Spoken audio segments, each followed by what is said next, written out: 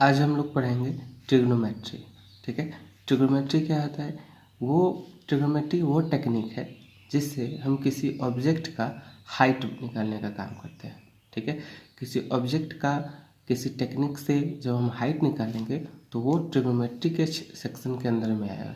जैसे किसी बिल्डिंग का अगर हमें हाइट निकालना हो तो वो ट्रिग्नोमेट्री के सेक्शन से निकलेगा। खैर, यहाँ ट्रिग्नोमेट्री यह एक ग्रीक वर्ड है जिसमें ट्री का मतलब होता है थ्री, गॉन का मतलब होता है साइड और मेट्री का मतलब होता है मेजर। मतलब ट्रिग्नोमेट्री वो सेक्शन है जिसमें हम लोग किसी त्रिभुज के 3 साइड को अलग अलग टेक्निक से मेज़र करने का काम करते हैं। अब त्रिभुज के 3 साइड में एक परपेंडिकुलर जिसे हम हाइट कहते हैं वो भी आता है, बेस भी आता है और ये हाइपोटेनस भी आता है। तो ये तीनों सेक्शन के बारे में हम लोग ट्रिग्नोमेट्री में पढ़ेंगे। इसमें जब हम किसी त्रिभुज का फॉर्मेशन करते हैं, जब उसका हम परपेंडिकुलर, बेस या हाइट की बात करते हैं, हाइपोटेनस की बात करते हैं, तो उसमें 3 एंगल भी आते हैं। अगर हम ये राइट एंगल इससे ले तो ये दोनों एक्यूट एंगल का केस आता है। मतलब ट्रिग्नोमेट्री का हम डिफिनीशन दे सकते हैं, इस बेसिस पर डिफिनीशन दे सकते हैं कि trigonometry is the branch of mathematics in which we study about relationship between sides and the angle of right angle triangle। हम इसमें किस ट्रिग्नोमेट्री मैथमेटिक्स का यानी गणित का वो ब्रांच है जिसमें हम लोग रिलेशनशिप बैठाने का काम करते हैं किसी त्रिभुज के साइड्स और उसके एंगल के बीच। यानी किसी त्रिभुज के साइड्स और एंगल के बीच जो रिलेशन होगा उस रिलेशन को हम ट्रिग्नोमेट्री के अंडर में पढ़ेंगे। और वो कैसा रिलेशन होगा? तो वो रेशियो बताने का काम करेगा। ठीक है, in this section we study relation between sides and angle of triangle. इसमें हम किसी त्रिभुज के साइड्स और एंगल के बीच के रिलेशन को फाइंड आउट करेंगे। और तो ये इसका डिफिनीशन रहा। इसमें हम लोग क्या करते हैं कि रेशियो निकालने का काम करते हैं। वैसे इसको हिंदी में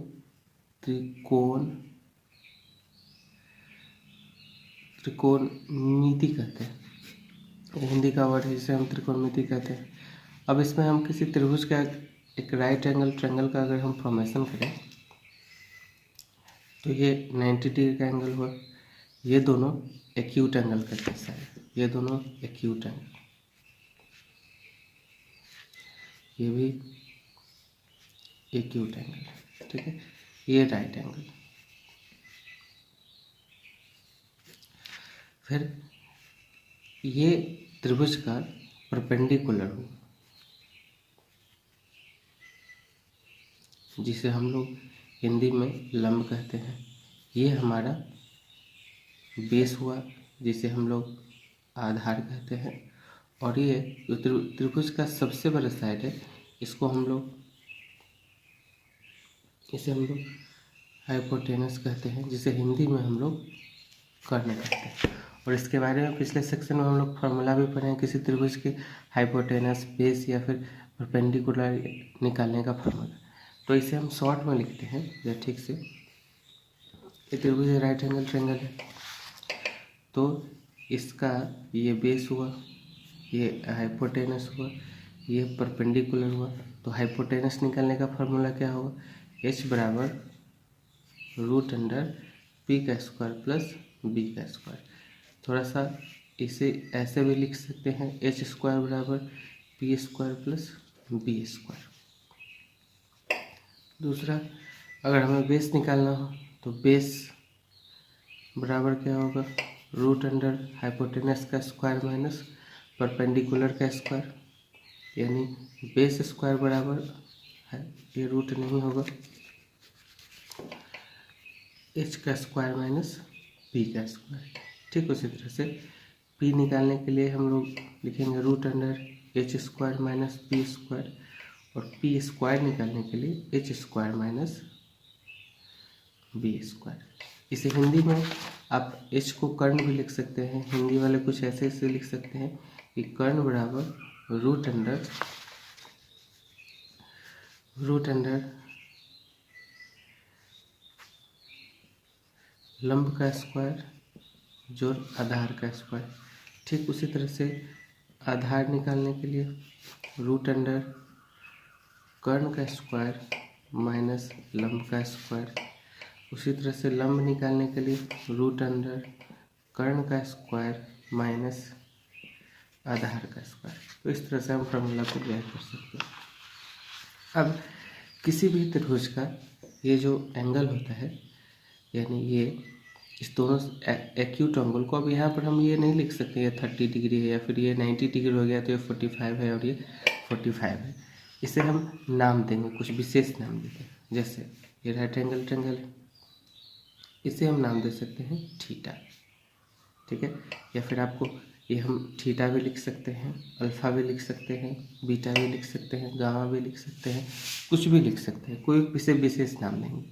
तो ये ए बी सी और कोई ट्रायंगल हो, अगर हम इस एंगल को थीटा लेकर चले तो अगर किसी ट्रायंगल के परपेंडिकुलर और बेस, फिर से परपेंडिकुलर हाइपोटेनस अर्थात कर्ण, बेस और हाइपोटेनस, अब किसी दो साइड्स को लेकर रिलेशन बनाते हैं।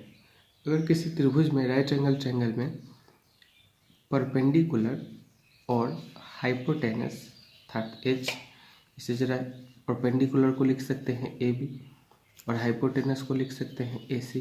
यदि परपेंडिकुलर और हाइपोटेनस का रेशियो निकालें, यानी ये दोनों साइड्स के बीच का जब हम रिलेशनशिप निकालेंगे तो इस रिलेशन को विशेष नाम दिया गया और उसे कहा गया साइन थीटा।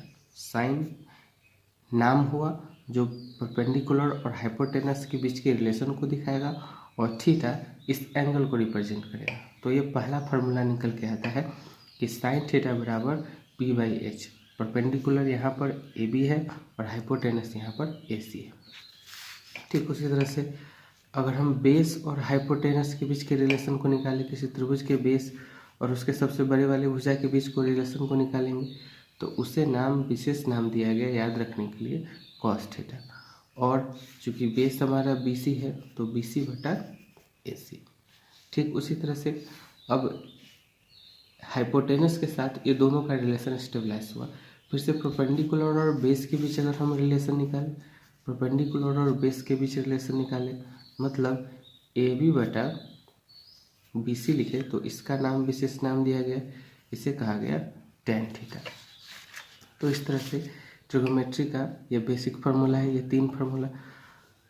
और ठीक इसका उल्टा, अर्थात अगर हम बेस बटा परपेंडिकुलर लिखें, मतलब बी सी बटा अगर हम ए बी लिखें तो ये tan थीटा के अपोजिट है, जस्ट पी बाई बी, तो ये बी बाई पी, तो इसका नाम आया कॉट थीटा। ठीक है, मतलब अलग अलग बदल के पोजीशन बदल के दोनों साइड्स के रेशियो को अलग अलग पोजीशन पर जब रखेंगे तो उसका नाम भी अलग अलग होगा। तो ये कॉस थीटा है, कॉस tan का उल्टा होता है। ठीक उसी तरह से कॉस का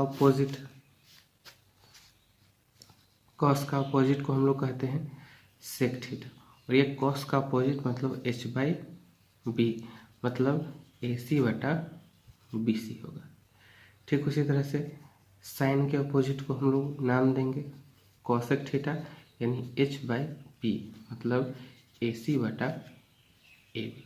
तो ये बेसिक फार्मूला 6 सेक्शन में है कि sine theta P by H होगा, यानी साइन थीटा बराबर पी बाई एच, यानी perpendicular by hypotenuse. Cos theta बराबर base by hypotenuse. Tan theta बराबर perpendicular by base. Cot theta बराबर base by perpendicular. Sec theta बराबर हाइपोटेनस बाई बेस और cosec theta बराबर एच बाई पी। ये 6 फार्मूले पहले सेक्शन से आते हैं।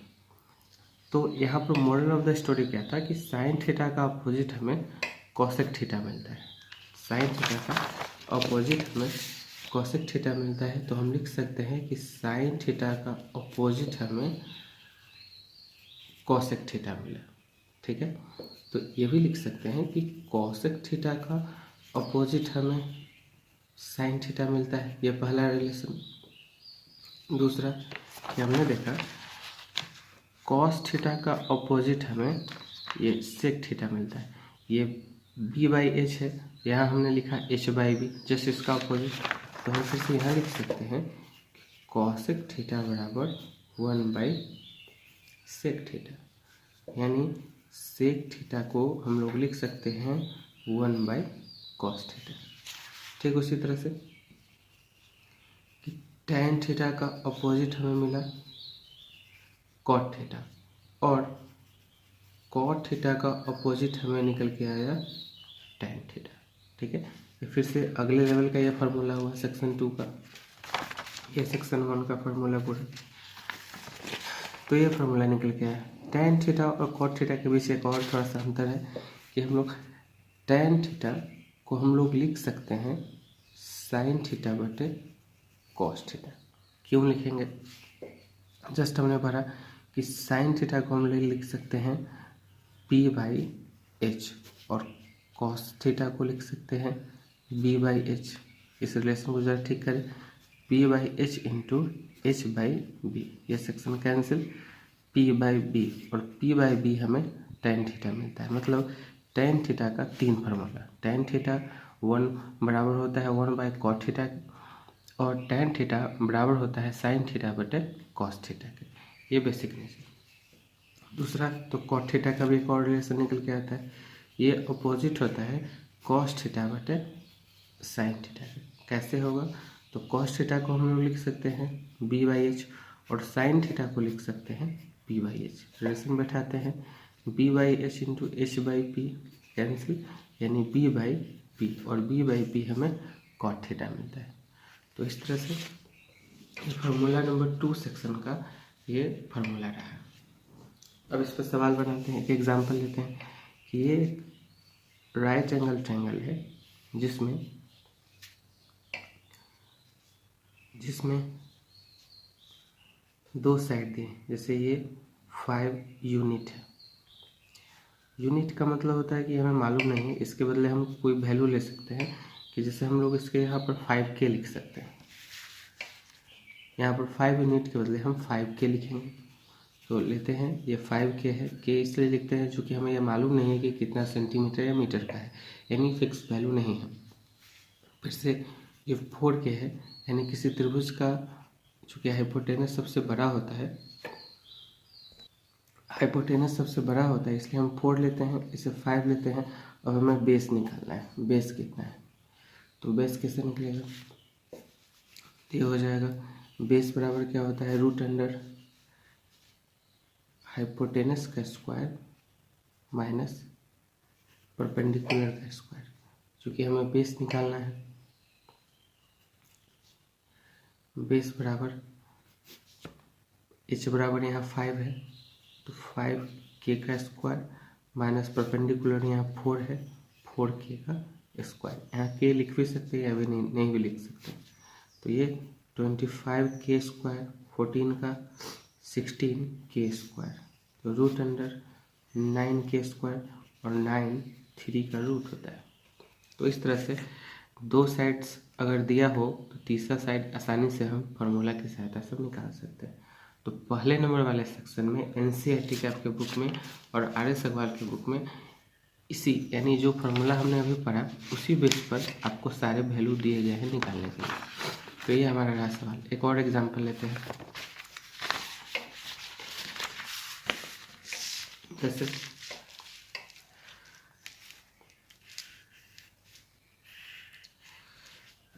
राइट एंगल ट्रायंगल है ABC और इसमें बेस दिया हो,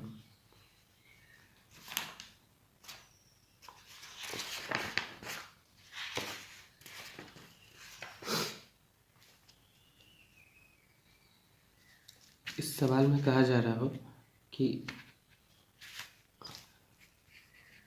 tan थीटा बराबर 4/3 और यहाँ पर थीटा, tan थीटा बराबर 4/3, फाइंड अदर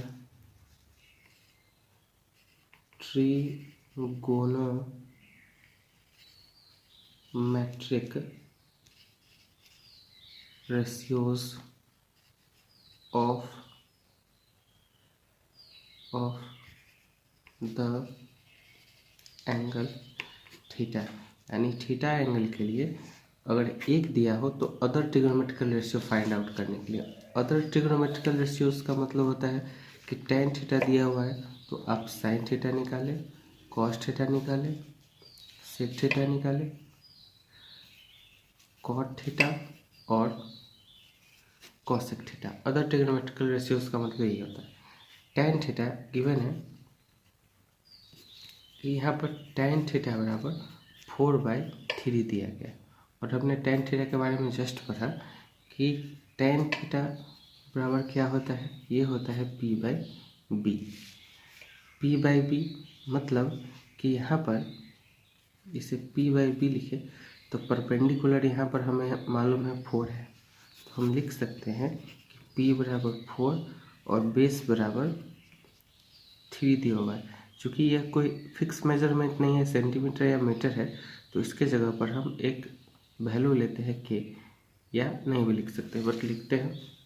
तो यहाँ पर किसी त्रिभुज का दो साइड हमें मालूम हो गया, तीसरा साइड क्या होगा, यानी हाइपोटेनस बराबर परपेंडिकुलर का स्क्वायर प्लस बेस का स्क्वायर, मतलब √4k का स्क्वायर प्लस 3k का स्क्वायर, यानी √16k square plus 9k square, मतलब √25k स्क्वायर, मतलब 5 का रूट होता है, तो हाइपोटेनस निकलेगा। तो अदर ट्रिग्नोमेट्रिकल वैल्यूज़ क्या होगा कि ये साइन थीटा, तो साइन थीटा बराबर कहा जा रहा है, तो साइन थीटा बराबर हमने जस्ट अभी पढ़ा कि P/H होता है। परपेंडिकुलर हमें मालूम है, परपेंडिकुलर 4k है तो लिखेंगे 4k, और हाइपोटेनस का वैल्यू आया 5k तो 5k, कैसे क्या कैंसिल, तो 4/5 आया। ठीक उसी तरह से कॉस थीटा बराबर B/H, B का वैल्यू हमें मालूम है 3k है तो 3k, H का वैल्यू जस्ट निकाला हमने तो 5, कैसे क्या कैंसिल, यानी 3/5। ठीक उसी तरह से कॉस थीटा के बाद कॉट थीटा बराबर B/P, P का वैल्यू हमें मालूम है 3 है, 3k, और P का वैल्यू मालूम है 4k, कैसे के कैंसिल, यानी 3/4। उसी तरह से सेक थीटा बराबर सेक कॉस थीटा का उल्टा होगा, तो जस्ट हम इसे ही लिख देंगे H/B, मतलब कि 5k/3k, कैसे के कैंसिल, यानी 5/3। फिर से कॉसेक थीटा लास्ट में से, कॉसेक थीटा साइन का उल्टा, मतलब H/P, मतलब 5k/4k, के कैंसिल, 4/5 आंसर। तो इस तरह से हम लोग पहले एक्सरसाइज को इसी बेसिस पर बताया गया है। अगले क्लास में हम लोग इसके प्रॉब्लम्स के बारे में पढ़ेंगे।